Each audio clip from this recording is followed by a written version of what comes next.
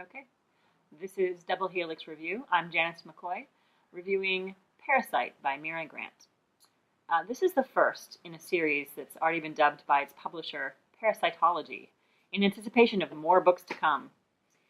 Sally Ray Mitchell wakes up from a coma that she's been in since her car accident, and she's apparently been saved by her medical implant, a high-tech living organism. There's one problem, though. She doesn't remember anything of her previous life, and she seems to have a new and improved personality. So did it work for me? Yeah, mostly. What worked is I thought that the science of technology was really interesting. The idea of an implant that would help regulate the human immune system and boost your overall health of the human body. It's appealing, although I have to say if it comes in the form of a living organism that has to be inside of me, I might have to pass. And then Sally she was a sympathetic heroine, although I found her a bit dense.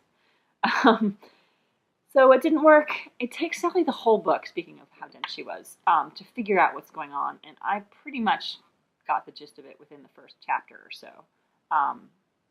So her naivete was a little bit hard to swallow. The other characters also, they weren't as well-rounded and as complex as I usually like to have in a novel. And I read this shortly after Girl with All the Gifts, which covers similar ground, which is not really Mira Grant's fault, but reading these back-to-back was maybe not a great idea. And in my decidedly non-expert opinion, Parasite, the science in Parasite is more persuasive and more interesting than in Girl with All the Gifts. So in conclusion, this novel was nominated for the Hugo Award in 2014, and it lost out to Ancillary Justice, and I think for good reason. It proposes some fascinating new medical technology and the inherent dangers that such technology might pose. And then unleashes it on the characters in a way that sort of builds suspense and horror as the novel progresses. And I enjoyed it. But I'm not sure it warrants actually a continuing series. I don't honestly know if I will pick up the second one.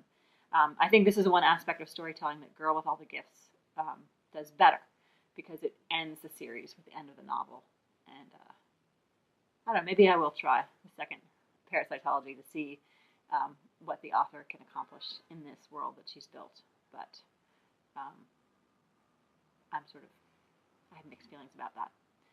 So if you like books about technology, medical technology, it ends up being almost an epidemic story. I think perhaps the second one will be an epidemic story. This could be for you. But if you're looking for the best sci-fi of late, I'd stick with Ann Leckie's Ancillary series.